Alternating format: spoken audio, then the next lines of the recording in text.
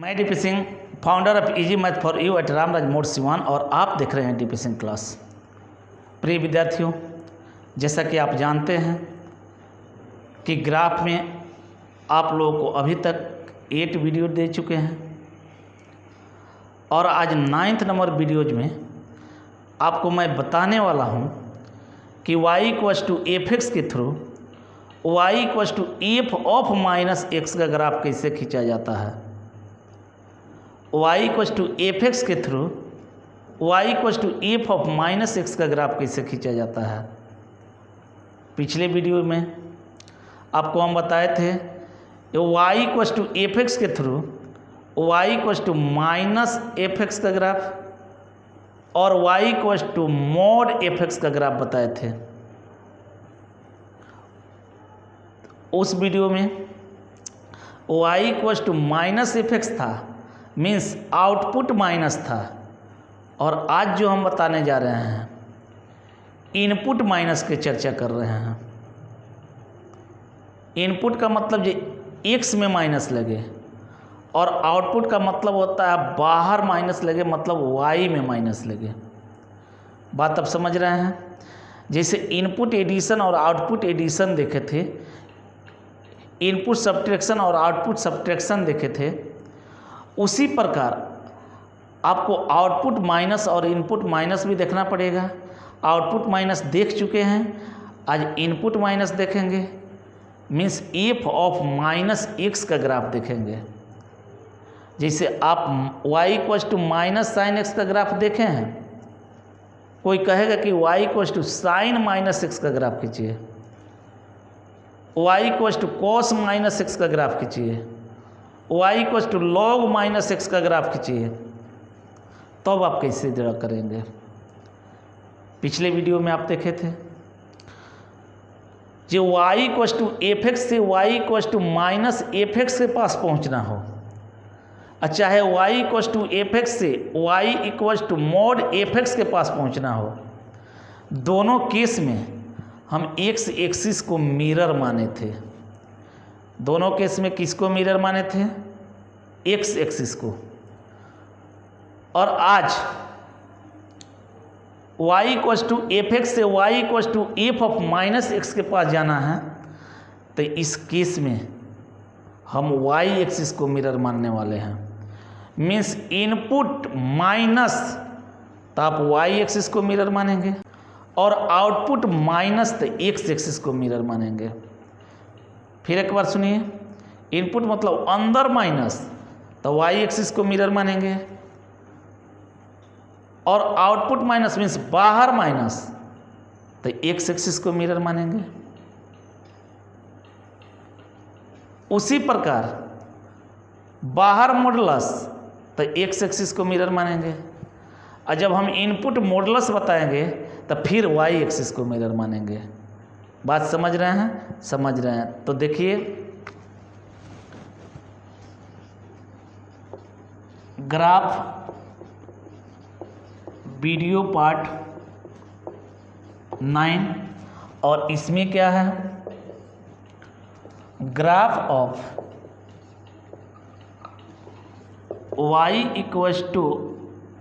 y=f of -x via graph of y=fx। देखेंगे आप अच्छा से। y=f -x का graph via graph of y=fx। y=fx के ग्राफ के सहारे y=f ऑफ -x का ग्राफ खींचना है। आप सब समझ रहे हैं, जो कि पिछले कई वीडियो से हम ऐसा करते आ रहे हैं। y=fx दिया रहता है, आगे किसी खींचते हैं, आप देखेंगे मेरे बाबू y=fx आप जान रहे हैं, तब आपसे कहा जा रहा है y=f ऑफ -x का ग्राफ खींचिए। आप y=fx जान रहे हैं, कुछ भी खींचिए, मानिए कि यह क्या है y=fx, और हम आपको बार बार बताए हैं कि यह एफ एक्स कुछ भी हो सकता है, जितना आप बेसिक ग्राफ सीखे हैं सब हो सकता है।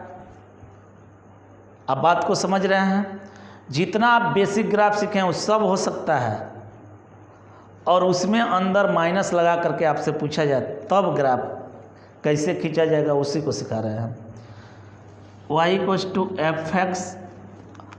अब आपको y equals to F of minus x का ग्राफ खींचना है, तो अब इसको आपको मिरर मानना होगा। सीख लीजिए क्या करना है। y एक्सिस को मिरर मानना है, और जब आप मिरर मान लेंगे तो इसको मिरर मानते हुए इधर का प्रतिबिंब इधर और इधर का प्रतिबिंब इधर। अब ये नहीं समझेंगे कि मिरर में तो पीछे साइड में कल ही रहता है, उसका जिक्र हम नहीं कर रहे हैं। हम वैसा मिरर कर रहे हैं कि इधर का प्रतिबिंब इधर और इधर का इधर। बात समझ रहे हैं? समझ रहे हैं। जब इधर का प्रतिबिंब हम इधर बनाएंगे तो देखिए जैसे आपको ऐसे दिख रहा है वैसे आपको अब इधर दिखेगा। मतलब ई जो आपको दिख रहा है इधर दिखा, और ई जो आपको दिख रहा है वो कहाँ दिखेगा? इधर दिखेगा। बात समझ रहे हैं? का मतलब अभी जो आप ये ग्राफ देख रहे हैं थोड़ा सा और अच्छा करना होगा इसको। जितना दूरी इधर है उतना ही दूरी इधर होना चाहिए। देख रहे हैं?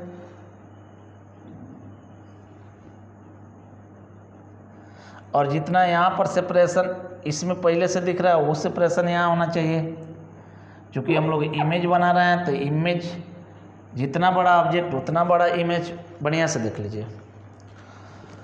y equals to F X, इसको हम मिरर माने। इधर का प्रतिबिंब इधर और इधर का प्रतिबिंब आप देख लीजिए कि इधर। मेरे बाबू ये जो प्रतिबिंब बना हुआ है, ये जो इमेज बना हुआ है, यही ग्राफ होगा y equals to F of minus x का। किसका ग्राफ होगा? y equals to F of minus x. अभी याद रखेंगे, लास्ट में हम इसे समझाएंगे कि क्यों ऐसा होता है। ग्राफ ऑफ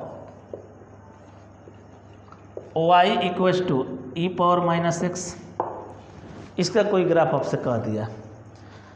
आप क्या करेंगे बाबू? आप तो पहले से जान रहे हैं ई पावर एक्स का ग्राफ। ई पावर एक्स का ग्राफ फटाक से आप खींच लीजिए जो जान रहे हैं पहले से, और इसका नाम दे दीजिए y equals to e power x.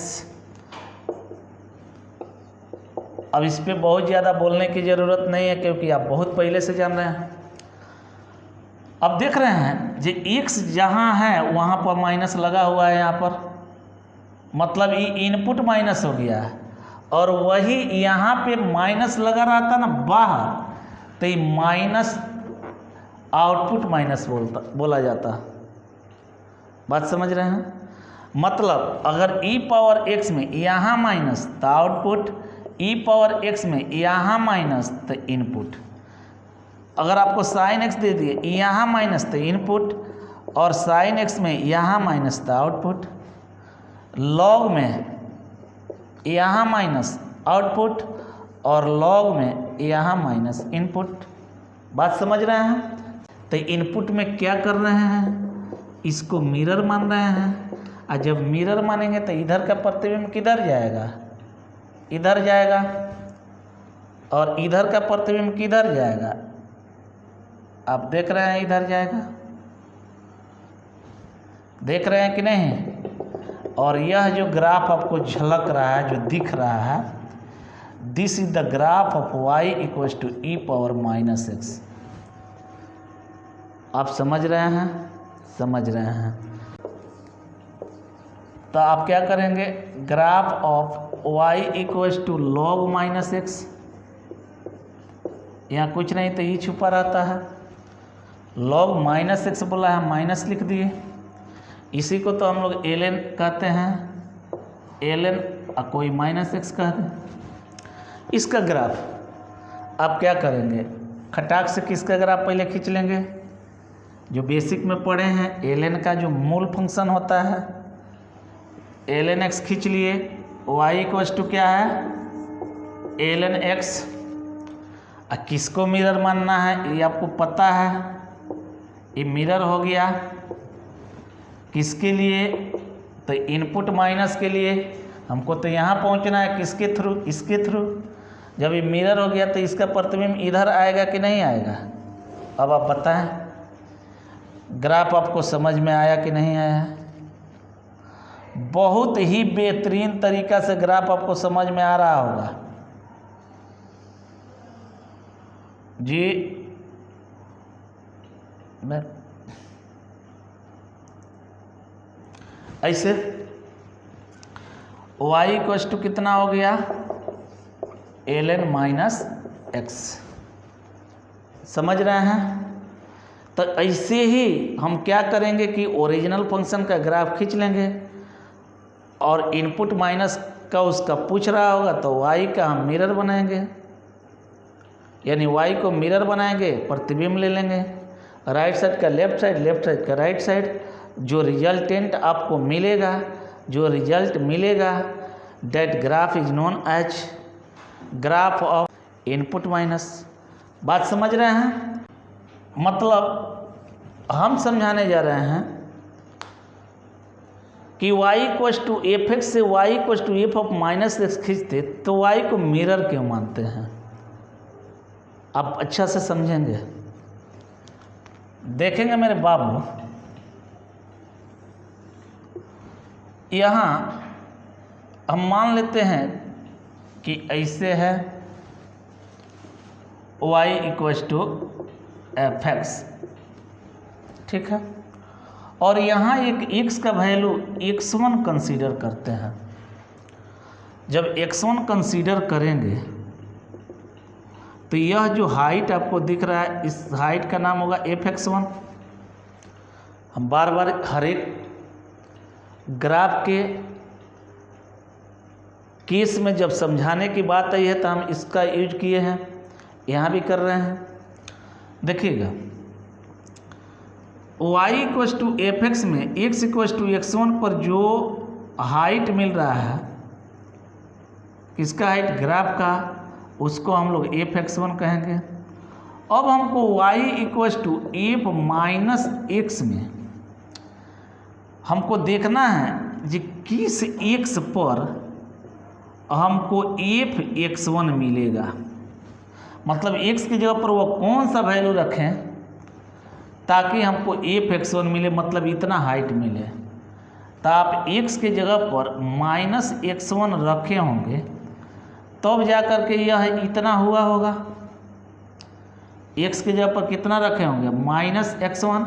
या आपको दिक्कत हो रही है तो इसकी जगह पर आप मान लीजिए x1, तो x निकल करके आ जाएगा -x1, यानी x की जगह पर -x1 जब इसमें रखिएगा तो अब आप यहाँ पहुँच जाएगा, मतलब इस साइड के पास। तो मेरे बाबू इसमें हम x की जगह पर x1 रख रहे हैं तो हमको ये हाइट मिल रहा है। इसमें क्या रखना पड़ रहा है, x की जगह पर -x1, तब हमको ये हाइट मिलेगा। तो x1 इधर है तो -x1 उतना ही पीछे होगा कि नहीं, तो उतना ही पीछे होगा। तो जो हाइट इस पर हमको वहाँ मिला है अब यहाँ मिलेगा कि नहीं मिलेगा, मिलेगा। अब देखिए ये 0 पर थोड़ा देख लिया जाए। 0 पर जो ये हाइट दिख रहा है इसका नाम, मतलब x इक्वल्स टू 0 पर जो ये हाइट मिल रहा है इसका नाम f0। f0 मतलब f0 का वैल्यू पूछा जाता है इतना हाइट। और मेरे बाबू इसमें 0 रखने पर हमको f0 इतना मिल रहा है। तो अब हम कह रहे हैं कि इसमें क्या रखें x की जगह पर कि f0 हमको इतना हाइट मिले। तो x की जगह पर फिर आप 0 रख दीजिएगा तो यह f0 हो जाएगा। यानी यहाँ पे कोई चेंजिंग नहीं होने वाली है, क्योंकि दोनों में x की वैल्यू 0 रख दें तो बातें कहीं मिलेगा। यानी यहाँ पर कोई चेंजिंग नहीं होता, लेकिन इधर जैसे रखिएगा कि उसका चेंजिंग होकर के इधर आ जाएगा।